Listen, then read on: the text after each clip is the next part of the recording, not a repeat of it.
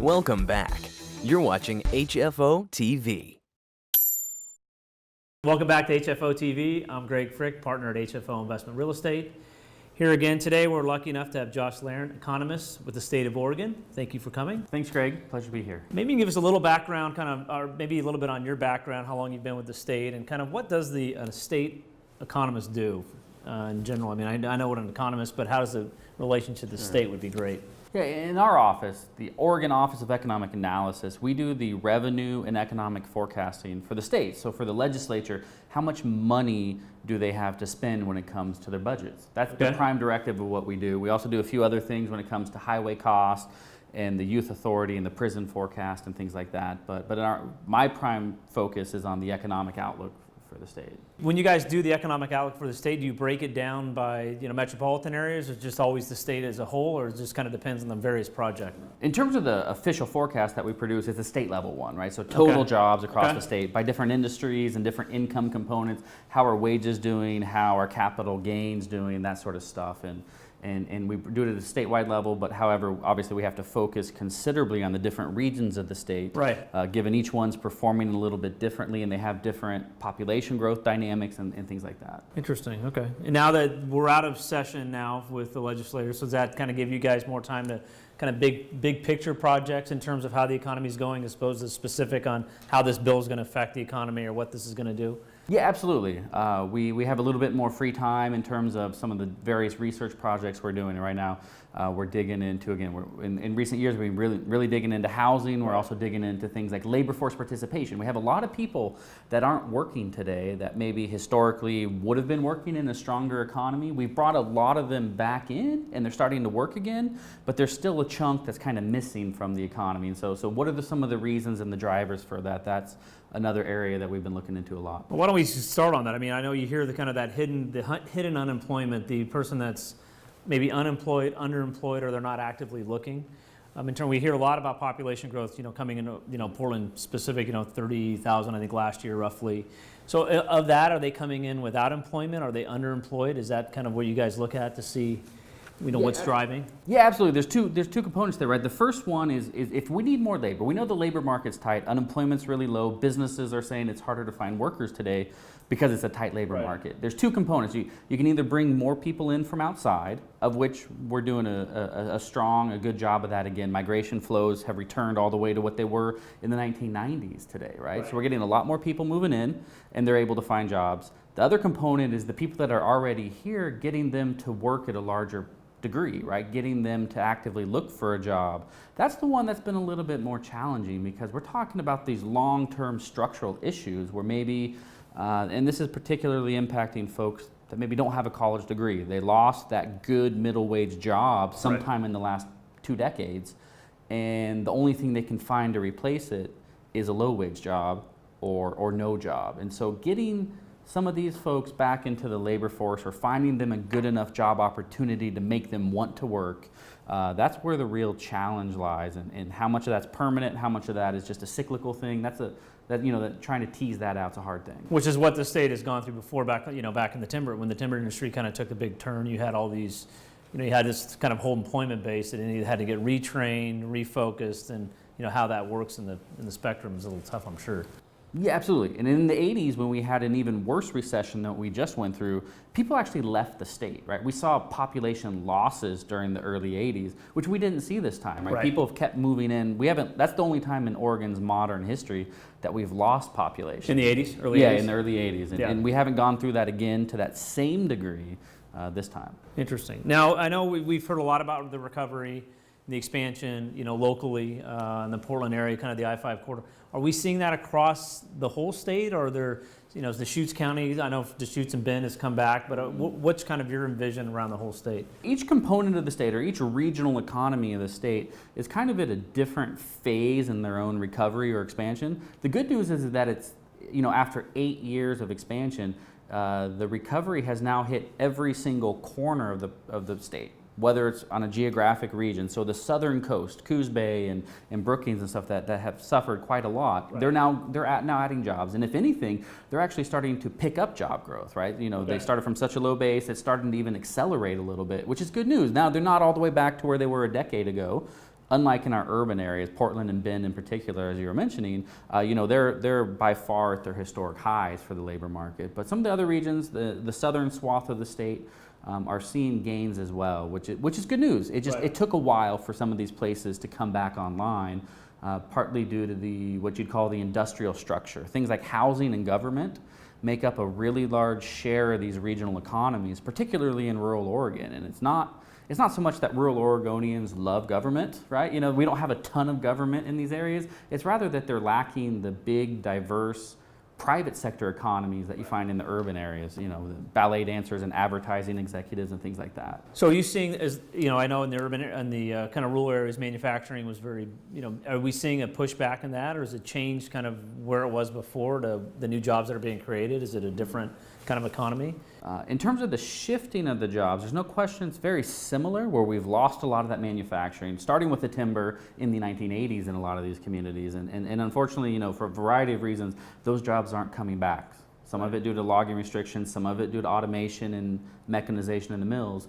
But they're seeing the same general growth patterns, where even in our rural communities, we're seeing some high-wage job growth. We're seeing a lot of service growth, whether that's professional business services or healthcare, which tend to pay above average wages, but also on the lower end in terms of leisure and hospitality and things like that. Now, what can you talk about? Let's talk a little bit about incomes. Maybe we started kind of in the metro areas. I mean, what can you tell me about? We just saw something where the median income, I believe it was in Oregon, is now kind of hit the national average. Are we, I'm sure it's centered in the metro area, but maybe can you shine a little light on what's going on with that?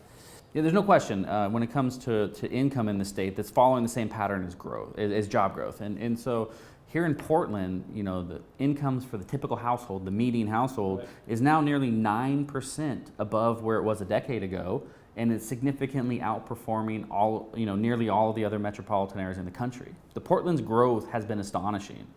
When you step back and look at the entire business cycle. Now, is that because Portland did we start at a kind of could we have said 10 years ago it's kind of astonishing that we're as low as we are? I mean, because we've, since I've been in the business in the early 90s, it's always been we're the low, kind of the low cost provider up and down the West Coast. We're cheaper in Seattle, cheaper in San Francisco, LA, San Diego. Some of that growth just kind of us doing the catch-up mode to the rest of the West Coast. I think that some component could be of that from a state perspective, but not from a Portland region, right? So Portland kind of went before the recession. They were around the 30th highest median income for out of the 100 largest metros in the country. All the big cities, big metros, we were kind of 30th, and now we're in the top 20, right? Okay. So and so those gains aren't about catch up per se. We're still the lowest on the West Coast. We're still the lowest cost provider on the West Coast. It's like, Portland housing, Portland incomes are, out of line, but relative to every other major area on the West Coast, we're still, doing a little bit better than some of those other places. Gotcha. Okay. And the gains in recent years when it comes to household income in Oregon are all about a strong economy. Right. We're getting more people back to work. We're getting even more people back to work on a full-time basis, and they're getting wage gains on top of that. And so that's really what's driving the household income in the last couple of years, and it's finally reached. We talked about how the recovery has reached all corners of the state. Well, we're now also seeing it in the lowest income households are now seeing income gains. Because originally the growth was kind of in the upper end in Portland, right? Absolutely. It was 80 and above. A medium income is kind of what we saw the big expansion of growth at the beginning of this recovery. So you're saying now it's kind of trickled down and we're seeing wage increases even on the lower income levels all the way through. That's right. And the reason, the people at the top also do better is because they have a wider source of income, right? They have a high wage job, but they also have investment incomes and capital gains and rental income and things like that have outperformed for a couple decades now. So all in all, so are we looking at better numbers in terms of people living below the poverty line in the state of Oregon? Is that kind of coming up, or is there kind of similar to that divide where you have the haves and have-nots, and the divide's getting greater? Are you seeing everybody kind of rising tide or raising all boats kind of theory? Yeah, at this point in the business cycle, we're starting to see the feel-good nature of an economy start to show, right? Where we're getting these household income gains, we're getting poverty rates falling, we're seeing caseloads for needs-based programs, whether it's food stamps or it's Medicaid and things like that. They're starting to fall. This only happens when the economy starts to become relatively tight. And so we're seeing all these good things happen. Now we're not all the way back to where we were 10 years ago, let alone all the way back to where we were 20 years ago in the late 1990s, which is the best Best Oregon's ever been was probably in 1999. And okay. We're not quite back to there. We're getting more so in Portland, the rest of the state. They're just now seeing poverty begin to fall, partly because that economic expansion didn't start in rural Oregon until 2015. Right, so they're a couple years behind. Exactly. To get going on this. In terms of, in wages and, the labor supply, we hear a lot about that on the construction side here. Lack of labor, which is driving up costs. I mean, we're seeing that throughout the rest of the state. Is this something, I'm hearing the labor's tighter here than it is in Seattle, which is sometimes kind of hard to believe. But I mean, what are your numbers showing you? Oh, there's no question, labor's tight for every industry. It's not just construction. Every industry is having a hard time finding workers. I mean, we're starting to see major national chains for retail and for fast food start to raise their minimum wages. And you see, we were on you go to the Oregon coast and the Taco Bell in Newport says $11, $12 an hour starting pay. Right. So it's a tight labor market for every industry. Construction, of course, being one of them, and it's across the state. And when it comes to tight labor markets and when it comes to housing affordability, it's clearly not just a Portland issue. It's a statewide problem. Even in rural Oregon, we're having significant challenges with housing affordability and the like. Which is, we get in this discussion a lot, especially with a lot of economists, in terms of trying to, on some of the policymakers, in terms of affordability. That you're looking at, why, you've got immigration in Portland, you've got wages increase, you've got tight labor, which then brings more people in looking for work. But if you're not addressing the supply side of the economy scale, how are you going to really affect affordability? Kind of what's your take on that in terms of the housing side with affordability? Yeah, there's no question that the supply side of the housing market is what's broken today, right? We've had the demand come all the way back. Supply is still relatively lackluster, particularly in the face of this strong demand. And so after banging our heads against the wall for years, being like, where's the supply, where's the supply, where's the supply? We started to look into that, right? Well, what is holding back supply? And there's a number of things we've kind of looked at to try and explain that. And the one thing first everyone will do in Oregon when it comes to the lack of buildings, well, it's our land use policies, right? We have the urban growth boundary. Yes. Yeah, and it's like, well, I don't want to say our land use policies don't matter. I think it's clear that they do. Over the long run, by restricting the amount of land you can build on today, it has raised our housing costs relative to most areas. Yes. I think that's it's fair to say. And our land use is more restrictive than Houston. Absolutely, yes, right? Yes. But it's not the only cause of the affordability issue. Particularly in the last 5 years, right? Land use is a long-term discussion. Right. In the last 5 years, we've underbuilt housing, maybe not in Houston, but we've underbuilt housing in Dallas and in Boise and some of these places that lead the nation in new construction. They haven't been able to build enough to keep up with population growth and demand either. So if you're trying to use Oregon's unique, some say problematic, but it's definitely unique land use laws as the reason for the housing shortage, it doesn't get you very far. And so something that does make more sense there is lending conditions and the flow of money for developers. Now, we had an apartment boom, particularly in the big urban areas, the city centers, Seattle, everywhere had this. But the volume of loans for single family builders are 60% less today than they were a decade ago. And they're not increasing that much. They're increasing, but it's still not at a pace that's going to keep up with demand. Exactly, right? And so that makes sense because these banks, the national lenders, they lend to Boise and Dallas and Portland and Seattle, right? And so that seems to be one thing that makes sense for some of the restrictions on the supply side is just credit availability and the lack of buildable lots. There's no question we didn't do any land development during the Great Recession and the housing bust, right? We didn't take the bare dirt, put in the utilities and get entitlements and that sort of stuff. And so that's coming back to bite us today too, because that takes a lot of time and that's a risky loan, right? A dirt loan is not. Well, it's one thing we'll see. A lot of people, when I talk to people, because we're in this industry, they'll say, well, geez, how are we having a shortage? When I drive up and down the street, I see all this construction.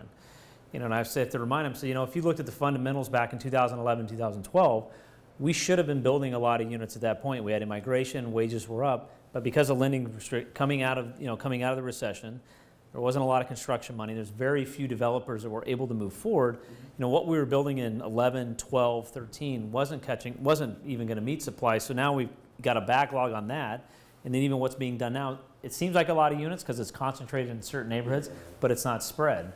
And so try to get people to realize it's, just because you see 3 new construction deals downtown, is that really going to help the affordability issue in Portland? I don't think so. Because again, we have so many people coming here. I completely agree with that, right? You see it, it's so visible here in the urban core of downtown Portland is we put up a lot of apartments on maybe, Mississippi or here in Southeast on Division or in downtown, but that is not enough. We need to do that pretty much every year just to stay on this treadmill of the affordability we have now, because our office's forecast for the region is 35,000 new migrants, or new population if you include the births and the retirees and stuff like that. 35,000 a year? A year, right? And so that means you need to produce 15,000, 10, 12, 15,000 units a year just to maintain what we have today. And nobody's happy with what we have today, right? So if you want to make up and you get vacancy rates up, you want to get better balance in the housing market, we need to build more than that. And so I think that is clearly the long-term challenge for the region, is ensuring an adequate housing supply. How does that message come across? I mean, because I know you do a lot of stuff with, politicians. How does that message come across to people that aren't in, the economics world or in the housing market? I mean, it's just a lot of times it sounds like, I don't know if it's they don't really connect the dots. I mean, do you see that disconnect in terms of what's really the cause of affordability? Because I was talking to somebody today and they said, well, Jesus, is the out-of-state money that's being invested in, rental property? And I said, the out-of-state money that's being invested doesn't cause rent rates. That may up the price of what somebody's going to pay or lower the return, but that's not causing the demand in rentals to go up or down. Do you not see that? I'm just curious, kind of what's your feedback when you talk to people about that? Yeah, I think the two biggest hurdles when it comes to the discussion, whether policymakers or when we go out and talk to even my neighbors or something like that, right? Is one, out-of-state money. The typical person moving to Portland or moving to Oregon is an unemployed 20-year-old, right, or 25-year-old. They probably have a degree. Yeah, absolutely. They're definitely skewed towards having a degree, right. And these days they're skewed towards having a scientific, technical, or medical degree, right? These aren't unemployed philosophy majors anymore. They're coders or they're scientists or something like that. But they don't have any money, right? Because they're 25 years old, right? And so that's the people moving here have less income than the people that already live here. So this they increase the demand for housing, but they're not bringing money with them per se. So that's one thing that we always discuss. And the other one is the concept of particularly when it comes to affordable housing, not just housing affordability in general, but affordable housing. We have such a demand for people in the lower part of the income spectrum, and we don't have nearly enough public resources to cover that need, right? At a federal level, at a state, at a local level. Only, 1 out of every 4 low-income households in the U.S. actually get housing assistance. That means 3/4 of low-income housing are on their own, and they have to make do with whatever they can find in the market, whether it's an inadequate home or a derelict home or whatever the case may be. And so the best way, the only way we've been able to deliver more affordable units for the vast majority of the population is through filtering, right? Older homes, right? There's a reason that the house I live in was built in 1960, right? It's the most affordable house on my block or in my neighborhood, right? And so we see the same sort of thing. And if you build more housing today, you get more filtering, and so you can deliver more units further down the income spectrum. Which is what we say even on when I talk to people and they say, well, geez, the only thing being built is, high-end new construction. Well, that's not by choice. A lot of that has to do with the cost structure. I can't afford to build affordable housing when my land costs this, system development costs this, labor costs this, materials cost this. But if we don't build that, you won't have that filtering. And the Class A building that was built 5 years ago, which then becomes a Class B in 10 years is, quote, the affordable, you have to get that. But it just seems like we're going to have these breaks in this chain, and it's going to exacerbate the problem that we're going to have more affordable issues, 2-3 years down the road, if this, the migration keeps coming in. Yeah, exactly. That's the issue. And if you look at the data, some of the work our office has done is for whether it's a new construction apartment or a new construction single-family home, it takes 2 or 3 decades for that unit to really become affordable for the vast majority of the people that live here, right? It takes a while for that to happen, and it is a long-term process. And so when you have something like the Great Recession where we hardly built anything, that just gums up the works of the whole housing market, and there's no question we're in a crunch today, partly for some of those reasons, and it takes a while to solve it. And so then always the question comes back is, are policymakers making these kind of I don't want to say ill-planned, but kind of decisions that to address the need today. But what is that going to gum up the problem later? Are we going to be more severe? These unintended consequences, and I'm sure you guys deal a lot with. That might sound great on paper, but when you really work through the numbers in the system, where are we going to end up in a couple of years? So, yeah, it's a big question we've had. Anything else? I mean, what's the status of venture capital money coming into Oregon, kind of getting away from housing? Are we still seeing an inflow of that to Oregon? Yeah, so venture capital is doing decently well. It's been slowing down the last couple of years, right? But when you step back and look over the last 20 years, Oregon is starting to get a little bit more of it. And we're also, more importantly, I think, or at least when you look at the trends, we're getting more early stage and seed stage investments. So earlier groups, smaller. Yeah, not people just coming in at the later stages and working on commercialization or what have you. I think that bodes well.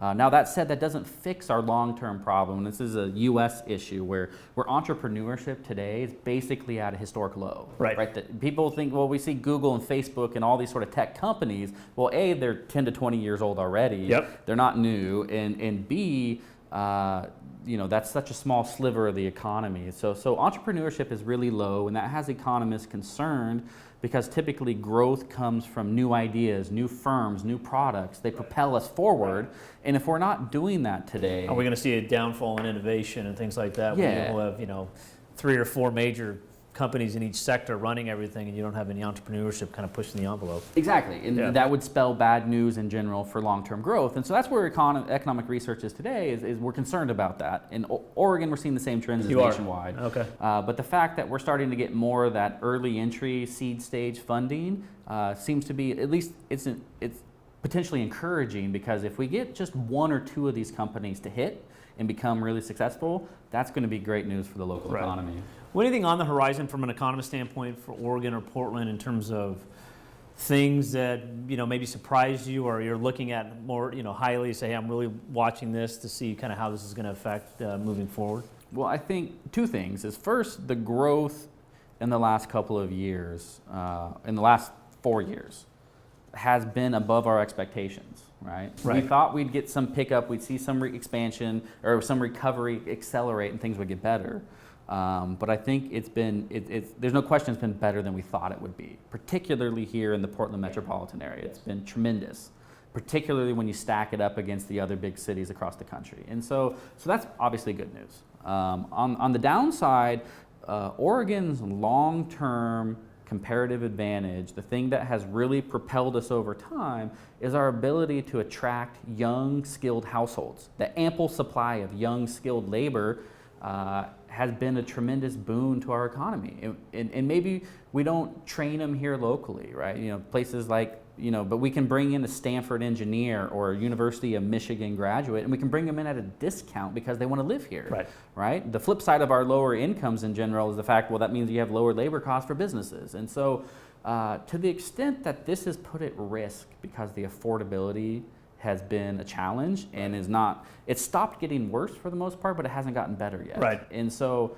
if that supply of young, skilled people wanting to move here, if that dries up, then that changes our whole outlook for the future of Oregon, because we're reliant on those people continuing to move here, bringing their ideas and their ambitions and all that sort of stuff here, and that helps tremendously. And to the extent, again, that goes away, then we would have to revise our outlook considerably.